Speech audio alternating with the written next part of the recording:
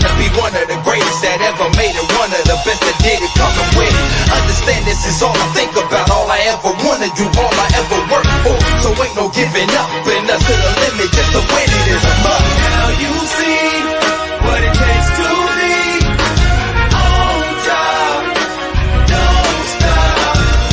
Now you see what it takes to be on top, don't stop.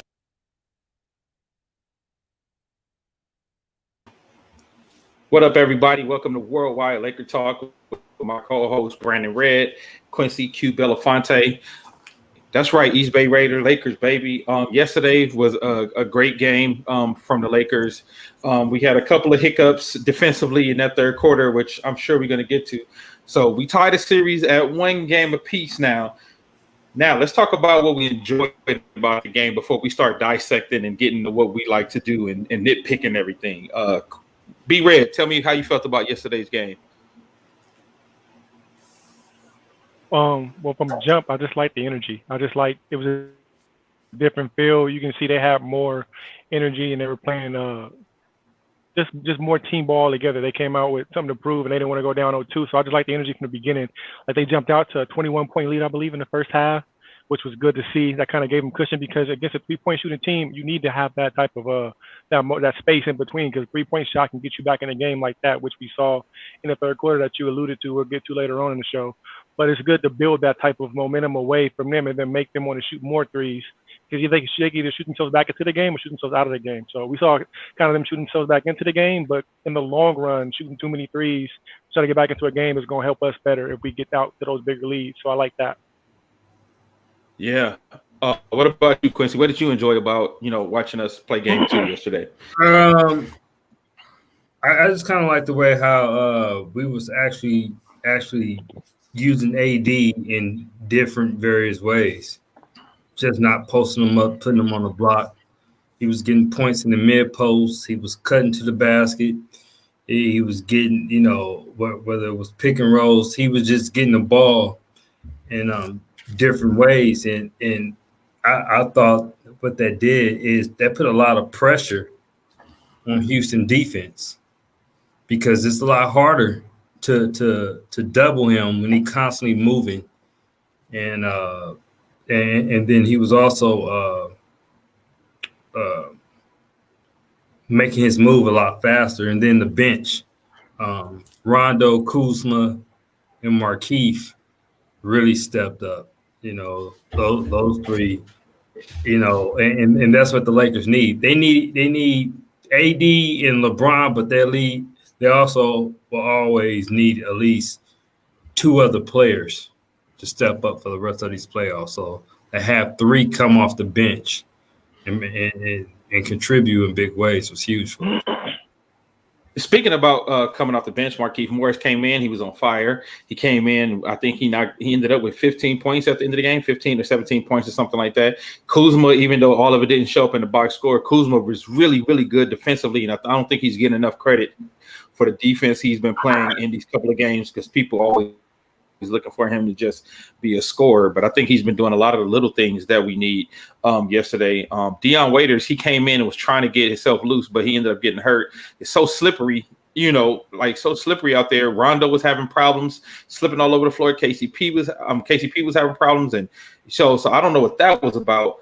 But I want to go into the Mamba details. Before the game yesterday, we start talking about what were the Mamba details of the game 2 that we needed to do to win. And I remember that some of the things we named were getting AD moving, catching the ball on the move, better defensive, not shading James Harden all the way to the left, getting the ball out of his hands, and making Russell Westbrook the main shooter. We did all of those things yesterday. And when we were doing all of those things effectively is when we went up 22 points. And I think AD was like at 60% field goal percentage for the whole game yesterday. And I want to say at 50% in the fourth quarter, 3 for 6 in the fourth quarter. And LeBron was at 55% in the fourth quarter. All the things we said we needed happened yesterday. Tell me what you saw, Brandon. Yeah, from the main thing that I saw from that game was their aggressiveness on the boards. They were able to keep them off the boards. I saw a lot of rebounds from PJ Tucker that game one, where they were just allowing a smaller player to come from the corner. The way the zone works out, like I guess that corner 3-point shooter was able to come down and drop down and get a lot of those offensive rebounds. Quincy tested on it yesterday when we had the pregame show about just boxing out from further back, long shot, long rebound, box your man out no matter where you're at. So, if you look at the game and you can pause it when shots were going up, wherever their man was at, they were boxing them out. It wasn't just in the paint. So that helped us crash the boards and keep them away from getting so many offensive boards, defensive boards, and getting back out. So they definitely watched the film and noticed that they were giving up a lot of rebounds by just basic fundamentals of basketball. Oh, Antoine, I want to address this real quick. Antoine, I agree with you. He said we got to chase Tucker out that corner because he was getting way too comfortable in that corner. He was getting way too many comfortable shots. I know they're trying to figure out how to, how to rotate without keeping somebody wide open, but also I feel like it's almost like you got to pick your poison. Either you're going to double harden and make somebody else beat you off the three. And I think to me, that's the key. I'd rather Tucker taking those shots that Harden doesn't get to take. I'd rather Westbrook take those shots, even Covington, even though they were hitting some of them, the whole team, if Harden isn't in the rhythm, when it's go time, when they need big buckets, those other guys don't hit those buckets, as we saw yesterday towards the end of the third quarter and the top of the fourth quarter. Harden has no rhythm once he gets to that point where we'll get to that. Yeah. Right, and we'll get to that later on in our details of the game about getting Harden out, from shooting threes. But that's a great point. I'd rather have those other three guys you mentioned, Eric Gordon, PJ Tucker, coming and shooting those threes rather than Harden, because Harden threes, they hit a little bit different. He starts getting 3-point fouls. He gets 4-point plays. He gets 3 free throws. It's a little different. So, yeah, we'll touch on that later on. It's one of our details of the game. Yeah, it's very different. It changes the whole game. But so Lakers offense was more efficient yesterday. So in game one, we shot 42% from the field. Houston was 48%. In game two, we shot 56% from the field to Houston's 44%. So not only did we improve our percentage, but we played overall better defense. What were some of the schemes you saw, Quincy, from a coaching standpoint that you feel like led to those changes? What are some things we did different in game two than we did in game one defensively? Well, we showed them different looks. Sometime we trap. We even showed a little 3-2 zone. We didn't give them the same looks every time down the floor, which I think is important for a team like Houston. And then our rotations was better, for the most part until that third quarter. Where guys, was missing their rotations and sometimes over-rotating and leaving a wrong person open where, you leave Eric Gordon open where if you're on Eric Gordon, you can't help. You help off of Westbrook. The person on Westbrook should be helping, not the person off of Eric Gordon. So there was some missed assignments in the third quarter, and then a team like Houston that jack up 53 three-pointers, they're going to catch fire at some point. They're going to hit 4 or 5 in a row. So we was able to weather that storm. But most importantly, I thought we did a good job, despite it being a lot of BS calls, playing good defense on Harden without giving him 20 to 25 free throws. I think he ended up with like 13, which to him that's low. Because normally he'll get 20 free throws. He'll have 40 and 20 of them come from the free throw line. But yeah, I just thought we did a good job at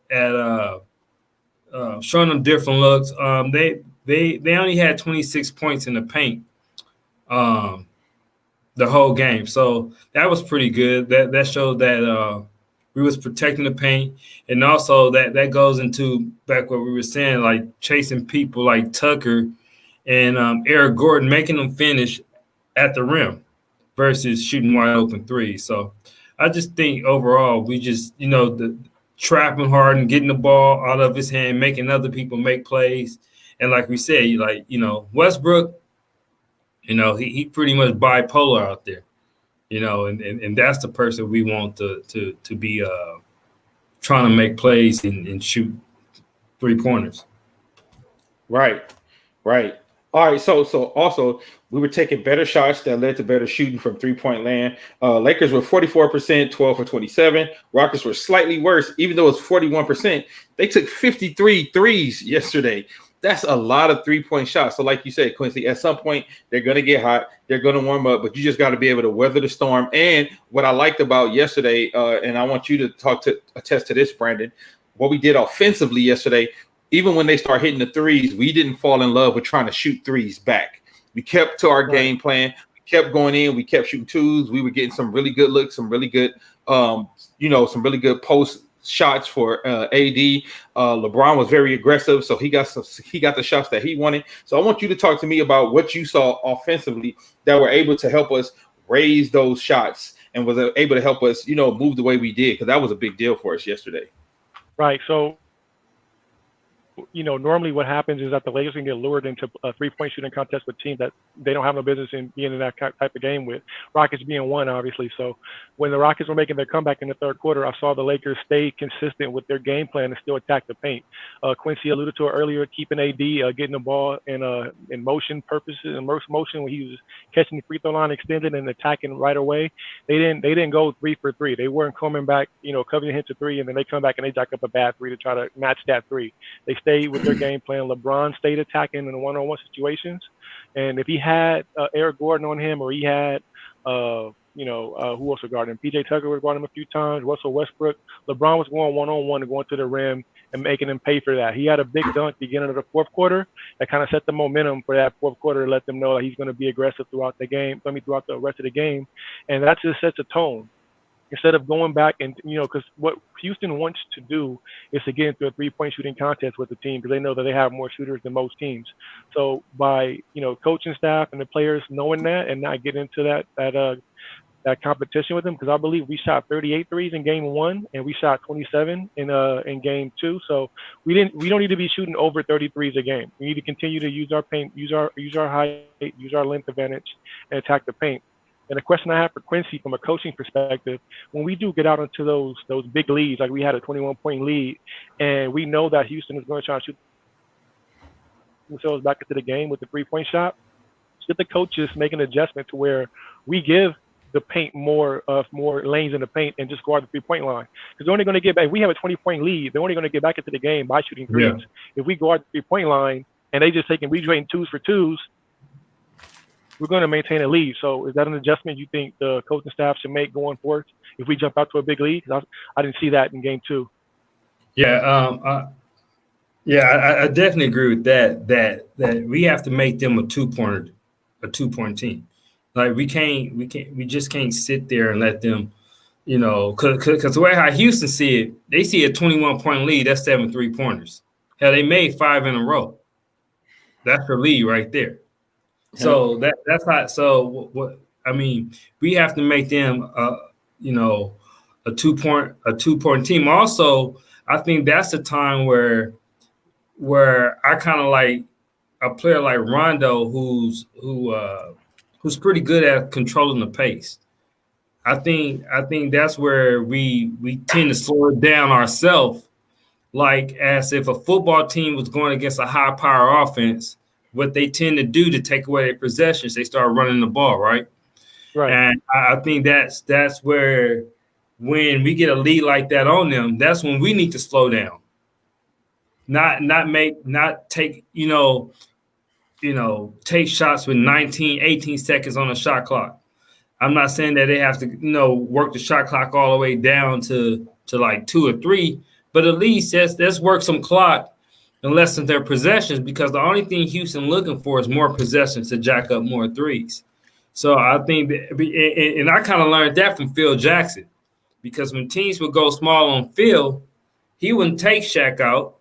He would kind of wear him down, and then by the second half, we were slowing the game down and going into Shaq, and the team would have less possessions. So I think when we get leads like that on Houston, we should become more of a half-court team to kind of slow it up instead of jacking up shots so fast, giving them back, the ball, and then allow them to, put up fucking 5 threes in 40 seconds. Right. That's what it felt like. Yeah. Well, I'm glad you brought exactly, that up too. Yeah, I'm glad you brought that up too about playing big, right? Because I want to go into that because I know Brandon, you said if we were able to shoot a little bit more efficiently from three and still play big, we win every time, hands down, because that is our advantage. We saw the advantage when it came in. We saw the advantage even though JaVale got hurt. I know people want to see JaVale score and do other things, but I watch the other little things that he does. I watch the way he helped AD get some room on some of those quick moves. I saw him boxing out. Like we won the rebounding race yesterday, which we didn't win the first game. So how can we do this? How can we play big still, hit the three? Because I still feel like we need one of those breakout games like we had against Portland, where Danny Green started hitting, Kuzma started hitting, KCP even hit. And when we had a game like that, I think we was up like 40 at halftime. And we still haven't had one of those games where at least two of our other shooters are on. We still we eked this out yesterday with still a lot of people not shooting very well. So what do you think it's going to take to build the mental capacity for us to go into one of those games and give them that knockout punch? Because I feel like we're going to need it because they're getting a little too cocky for my taste. Right. So I mean, the main thing that we needed that we stopped doing yesterday is punish them in the paint in the third quarter. Like they kept it consistent enough to keep them at bay from when the comeback was coming, when they were coming back in the game, but they need to make them just everybody fade down into the paint, and then that opens up the shooters. Markieff Morris had all his shots in the second quarter, so because we were getting AD down low in the paint, and all five Houston Rockets had eyes on AD at all times. Continue to do that with LeBron and AD and get our shooters comfortable. Danny Green's getting good looks. He's just still, I guess, in his head maybe as far as his jump shot right now. I don't know. So, I mean, if he's not hitting, then I think that's up to Vogel to see that and take him out and put whoever's in. Yesterday, once again, we talked about this yesterday with Vogel's rotations. For some reason, I don't like the minutes that Markieff was getting in the third quarter. I think he kind of cooled him off. The coach, Vogel, cooled him off as opposed to, Markieff getting cooled off. He has to go with the hot hand. So I would have even liked to see him start Markieff the second half or something, just something to switch it up. Like Quincy said, keep Houston on their toes. You don't show them the same thing over and over. So if we have a hot hand like Markieff, you ride him out. If he has, 4 threes in the first half, I want him to get 3 or 4 more in the second half. And that has to be the coaches, utilize him properly in the second half as well. So I look to the coaching staff, to really make those adjustments and feed the hot hand. Whether that's Kuzma, whether that's Markieff Morris, whether Danny Green gets hot, and those shots will start to fall. But don't cool your own players off by subbing them out or taking them out of the game and letting them cool off. Yeah. Well, one detail I want to point to, one Mamba detail I want to point to before we move on to the next point. And to me, I think this was the difference in yesterday's game. In game 1, 42 to 40 points in the paint. Rockets have 42 points. Game 2, 54 to their 26. So that points in the paint to me was the difference yesterday in the game. So I just kind of wanted to point that before we went to the next Mamba detail, which to me, we still have to fix. The next Mamba detail is turnovers, guys. Turnovers were identical in the second game as they were to the first. We had 16 turnovers again yesterday. It just so happens yesterday, 16 turnovers didn't turn into 27 points. What is causing all these turnovers, and what do we have to do to clean this up, Quincy? I think a lot of our turnovers. I mean, we did a lot better, not force it. Because I think in game 1, a lot of our turnovers came by us trying to force the ball into AD. And we just have to continue to be patient with that. The turnovers that are unacceptable are the ones in transition. There's a lot of bad passes for some reason in transition, and that's where people have to find LeBron and Rondo anytime we're in transition, and because Caruso is not a creator, KCP is not either. So we just have to do better as far as making better passes. And just not being in a rush, because to me, I think sometimes our turnovers come from us being impatient. And I think when you have a size advantage, you don't have to be as impatient as you would if you was the smaller team. Right. Like for example, if we take our time, we give it to AD in the mid post. All right. AD is working 12 to 15 feet away from the court. He has a smaller dude on him. Let's just make good crisp passes and give him the ball instead of always trying to hit a home run. Because I think sometimes that's where our turnovers come from. We try to throw a half court lob when we don't need a half court lob at that particular time. And I think because we try to hit home runs and we're not patient, we tend to turn the ball over and make careless decisions. Yeah, and I wanted to ask you about this, Brandon Red, because I thought this was a big thing that got glossed over a little bit last night. And I know we talked about this before game 2 as well. We talked about Rondo being one of the best passers when it comes to passing to our players into the post, or when it comes to getting the ball into the hands of players where, they're sweet spots. Yesterday, I think Rondo had 11 points and 10 assists, if I'm not mistaken, or 10 points. Okay, so he had 11 points and 10 assists yesterday, and I think that got glossed over because those 10 assists were huge because that means that LeBron didn't have to be the main playmaker for the entire night, and that changes even the way that LeBron gets to move around the court. So talk to me about what you saw with Rondo yesterday and what you would like to see him continue to do and what you would like to see him improve upon. Yeah, so I mean, Rondo, like we said yesterday, he's a quarterback of a team. Yes, he has a lot of playoff experience. In Chicago, he almost helped them get past that Boston team, like Quincy alluded to yesterday. And when he was in New Orleans with Anthony Davis a couple of years ago, they swept the Portland Trailblazers. So he knows how to play playoff basketball. Yesterday, we saw that. I mean, he was hitting guys, like you said, in their sweet spot, giving them the ball where they can get it and go, AD not have to wait so much. And even though we did have 16 turnovers, I think Rondo had 4. His turnovers are not the type that leads to transition offense for the other team. They're dead ball turnovers, whether it be too high of a pass that goes out of bounds and that we can set our defense up or whatever the case is. It's not a bad turnover where you throwing the ball to the Rockets and they can get out in transition because he's smart enough to understand the lanes. And like we said yesterday, he watched film because we saw some of the other things as far as those entry passes to the post. They weren't doing them the same, throwing those high passes where the backside defender can come and strip the ball from AD. Just he was making smart basketball plays. Like you said, it got glossed over because there was nothing really a highlight play or fancy about it. It was just fundamentally sound, passing the ball, getting underhand passes to Marquise to get him those shots in the second quarter, and just playing good basketball.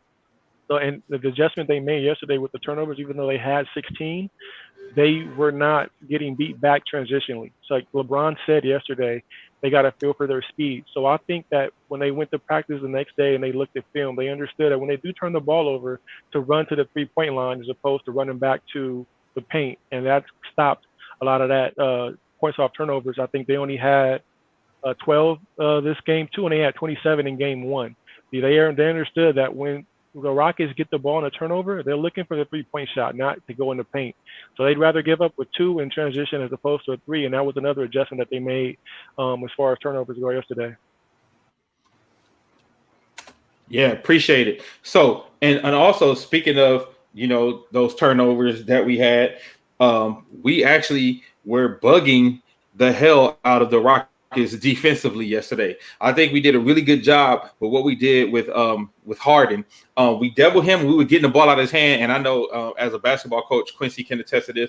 And I remember when I played, and I'm sure you remember this when you played, Brandon, when they say when you bringing the ball up, if you trap somebody in that corner, it's like you got 3 defenders instead of 2 because you got the you got the out of bounds line right behind him. And he was getting rattled. As good as his handle is and as good as he is with the ball, Harden was getting really rattled when he was coming up with that ball and they was trapping him early. And then even when he thought he was getting trapped early, he was getting the ball out of his hands and Rondo was just picking him up full court one-on-one. Like, I saw a lot of those little things that were happening. Like Quincy said, they were giving him different looks through the whole game defensively. So I think he couldn't really figure out how to adjust to what was happening.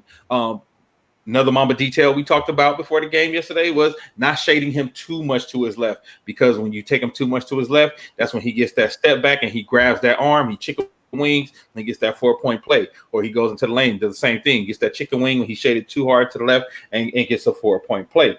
So I want to know, what did we do better yesterday on Harden to stop getting all the silly fouls, and how, because the refs were still calling the game, to me, in my opinion, they were calling the game very heavily in the Rockets' favor. So how were we able to clean that up, Quincy? We didn't reach. You don't reach as much. I mean, if you reach on Harden, he's gonna go right up under your arm and make it like he was shooting. That's how he gets you. And then like you just said, we didn't go too far to his left to where we completely gave him the right hand side to drive like we did in game one. And I thought just playing him straight up, ball pressure was good by Rondo and Caruso, who was picking him up, full court multiple times throughout the game. And just when he drove to the basket, make him shoot over you versus trying to block his shot, reach. Just okay, he gonna cause a lot of contact. Just put your hand straight up, and then I thought we did a great job of helping. You saw a lot of times AD, even LeBron came over and got a couple of block shots, while the primary defender was battling James Harden or Westbrook. So I thought we did just pretty good job by not reaching. That's why his free throws was only 13 and not 20 to 25, which he normally gets. Yeah. So, and I think that was another big mama detail to the game yesterday, right? That we needed, was keeping him off that free throw line, because to me, that's like taking away his superpower. James Harden without free throws makes him a very average player, honestly, because it takes him from a 40-point player in the first half, type player to a 27-point overall player. And that's what we need to keep him. We need to keep Harden around 25 to 30 points a game. We can't have him exploding for 40 and 45, because the whole team gets energized off of that. Threes start flying. Everybody gets pumped up. Then even Westbrook will hit a couple of threes, and he starts really feeling himself. And then after that, you buried. It's hard to come back from that. Brandon, so you said that you want Westbrook to be taking those shots. This is what we said before the game yesterday. And I want you to talk about how did we make that adjustment and what you saw when we switched and we ended up having Russell Westbrook shooting 7 3-pointers, and he's shooting like, I think 19% from three in the bubble so far, but he took 7 3-pointers yesterday. So what did you see that felt like, this is why he felt like he got the green light? And Delbert, I'll address your comment after Brandon finishes this point. Yeah, so they were shading. We spoke about this before the game, just helping off for Westbrook's man. They were shading to Westbrook's man was shading to James Harden, and I was leaving Westbrook open for those threes. And he went 1 for 7 from 3-point land yesterday. Even if he hits 3 or 4, he goes 3 for 7, 3 for 9, whatever the case is. We want Westbrook, like we said, to feel himself and jack up those threes. He's not going to draw the foul like Harden does. And he's not shooting a good percentage from the 3-point line either, as Harden is. So we'd rather have him take those threes. We don't want James Harden taking, 10, 15, 18 threes a game. So if you can help off of Westbrook or help off even PJ Tucker to get those guys to shoot threes as opposed to James Harden, that helps our cause a lot. I think yesterday James Harden was 4 for 8 from 3-point land. And like you said, we said Westbrook's 1 for 7, and he only had 12 shots. James Harden did. He was 6 for 12 from the field. So I mean, if we get James Harden taking, between 12 to 15 shots a game, that's a win for us, because that means Westbrook's getting more shots. Covington, PJ Tucker, Daniel House, those guys are not going to beat the Lakers. So they can go off. Covington had a really good game yesterday. He's not going to beat the Lakers going, having that good of a game. So we'd rather have those players that are guarding the Daniel Houses of the world, the Covingtons, the PJ Tuckers, to help off and make Harden feel uncomfortable with his shot and force the other players to beat them. And we'll see the results at the end of the game. Absolutely. So first of all, I want to give a shout out to Chris Woodmansey. Appreciate you sharing the live. I appreciate you watching. And now I want to go to Delbert, his comment. Let's pull this up on the screen real quick. He said, is there an updated status on McGee's injury? And if he can't go, will Dwight be inserted back into the rotation. So according to today's injury report, they said McGee is listed as day-to-day, and he'll be updated tomorrow before the game, which means that most likely he'll probably be playing. And also Dion Waiters, they say he's actually they waiting some more tests on him because he had a pulled groin, a strained groin. So they waiting on more tests, and if those tests come back negative, they'll also update him before the game. But it sounds like Dion Waiters might not be available for Game 3, Delbert. So I just wanted to give you that information really quickly. So moving on to some of the final things that we want to talk about. Let's talk about LeBron was 3 of 4 in the fourth quarter. AD was 3 of 6. Markieff Morris off the bench. Listen, man, we had all the things that we were talking about that we needed in the fourth quarter yesterday, because I know we was on LeBron and AD head after game 1 for the way that they played. 0 points from our biggest superstars in the fourth quarter. Unacceptable. Yesterday, I feel like they heard us. They heard Worldwide Laker Gang. They heard the nation. They heard all of us saying, yo, that's unacceptable. You got to give us more in the fourth quarter. They stayed really aggressive, and I think that came through. And like you said, Brandon, whenever those guys that you name, House, Covington, Tuck, those guys aren't going to beat the Lakers. So that's why, even though you get mad when they get those open threes and you feel like they're starting to get going, you rather have Eric Gordon being the guy that gets 27 points than James Harden being the guy that gets 27 points. Because like you said, those 27 points hit different when it's from James Harden, because those 27 points from James Harden would have been 34 if you'd attacked on the free throws, 35 points. So I don't know. I think let me ask y'all, do y'all think we should start Dwight Howard at center tomorrow if McGee can't go? I would. Just because we got to get him going. We're going to need Dwight at some point in this playoffs.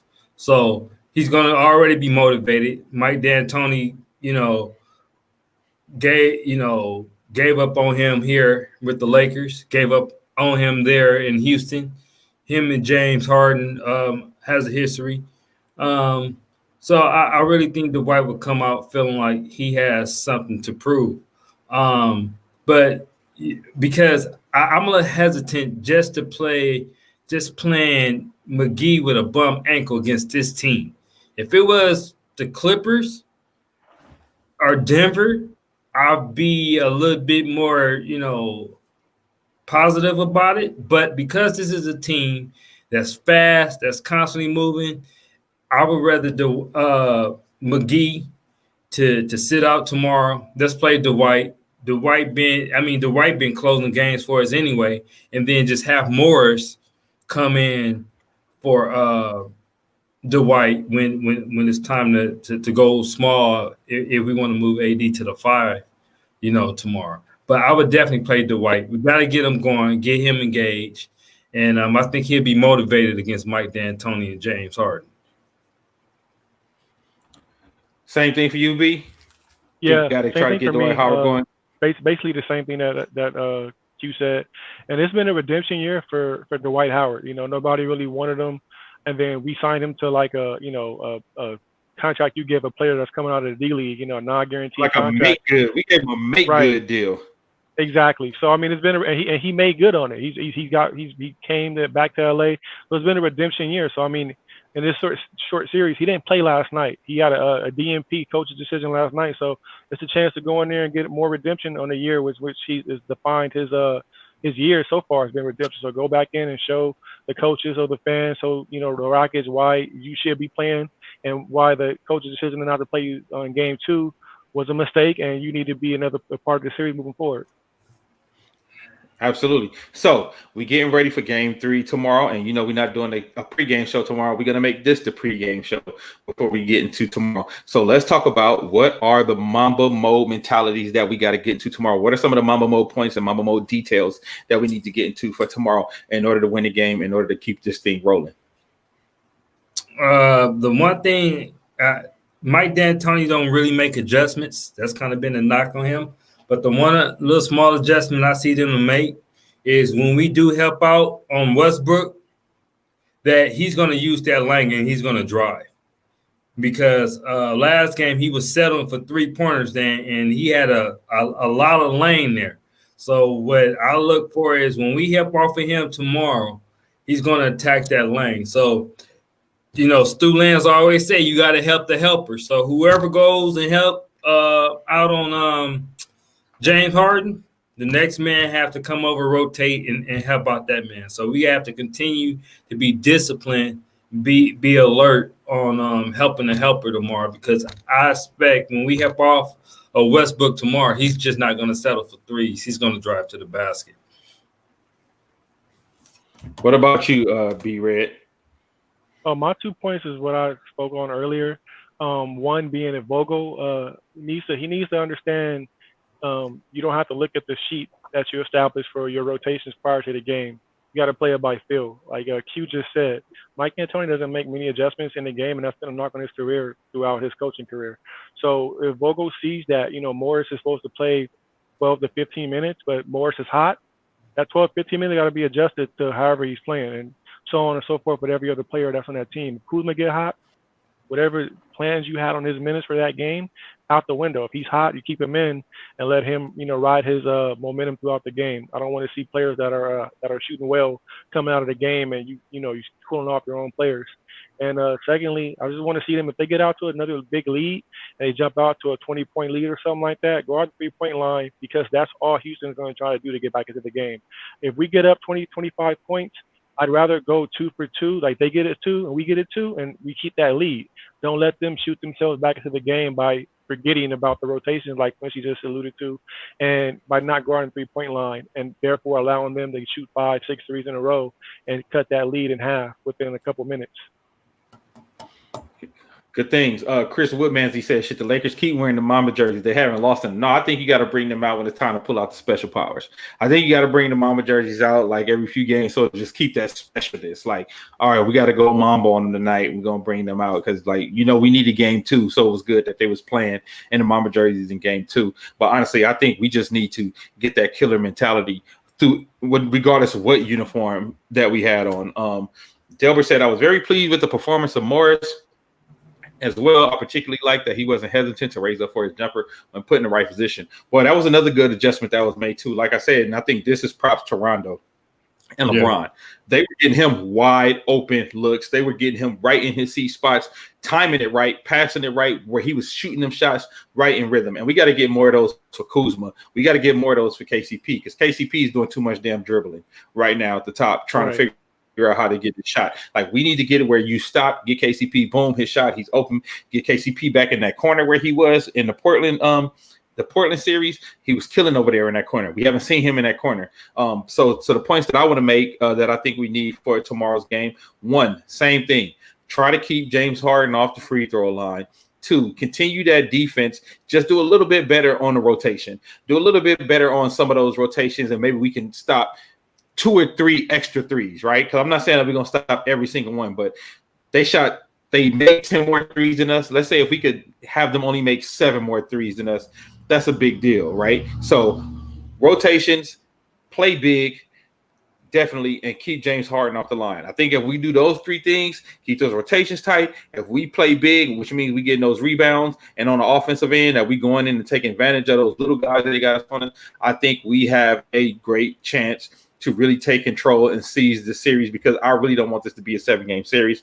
I really want us to try to bust them in the mouth, take control, and take some of their confidence away, because right now they mad confident, and I don't like it. I don't like them being so confident.